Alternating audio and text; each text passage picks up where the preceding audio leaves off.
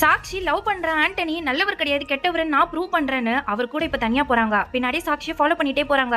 ஊருக்கு ஒதுக்குப்புறமா இருக்கிற ஒரு பங்களாக்கு தான் கூட்டிட்டு வந்திருப்பாரு. இப்ப சோனாலியுமே அங்க தலையிலே அடிச்சு சாடிச்சிடறாரு. இதை பாக்குற சாக்ஷிக்குமே பயங்கர ஷாக்கிங்கா இருக்கு. அவங்களால பேசவும் முடியாது, காதும் கேட்காது. சோனாலியோட லவ்வர் கிட்ட இவங்களும் நடந்த எல்லா விஷயத்தையும் சொல்லிடுறாங்க. இப்ப போலீஸ்ல கம்ப்ளைண்ட் கொடுக்கலான்னு வராங்க. ஆனா இங்க இருக்கிற போலீஸ் கேப்டனும் ஆண்டனியோட ஆளு இவங்களுமே இவரை அந்த பங்களால பார்த்த விஷயத்த சொல்றாங்க. சாக்ஷியும் சோனாலியுமே குழந்தையில இருந்து ஆர்ஃபனேஜ்ல வளர்ந்தவங்க. இவங்க 3 பேரும் ஹாப்பியா அந்த மொமெண்ட்ஸ் எல்லாம் நினைச்சு பாக்குறாங்க. ஆண்டனிமே எதுவுமே நடக்காத மாதிரி சாக்ஷி கிட்ட எதுக்காக சோகமா இருக்குன்னு கேக்குறாரு. அப்பதான் சோனாலி காணுன்ற விஷயத்த சொல்றாங்க. அப்பனா வா உடனே போலீஸ்ல கம்ப்ளைண்ட் கொடுக்கலான்னு இவரோட ஃப்ரெண்டான கேப்டன் கிட்டே கூட்டு வராரு.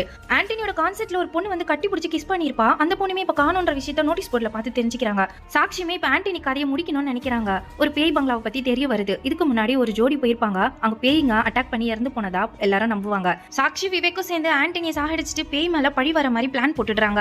இவங்க எதுக்காக சோனாலியை சாகடிச்சுன்னு கேட்கும்போது அவரும் ஒரு கதையை சொல்றாரு. ஃபர்ஸ்ட் வைஃப் வேற ஒருத்தர் கூட இல்லீகல் அஃபேர்ல இருந்திருப்பாங்க. அதை ஆண்டனி பாத்துடுறாரு. இப்ப அந்த ஆளையும் பேட்டாலே அடிச்சு சாகடிச்சிடறாரு. சத்தம் கேட்டு போலீஸ் கேப்டனும் வராரு. ஆனா எதுவுமே சொல்லாம போயிடுறாரு. இப்போ ஆண்டனியுமே ஃபர்ஸ்ட் வைஃபை சாகடிச்சு சூசைட் மாதிரி செட் பண்ணிடுறாரு.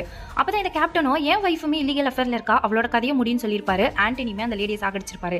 இப்படி இவர்கிட்ட யாரெல்லாம் வந்து அஃபேர்ல இருக்கணும்னு நினைக்கிறாங்களோ அவங்க எல்லாருமே இந்த மாதிரி கொடுமையா சாகடிச்சிருவாங்க.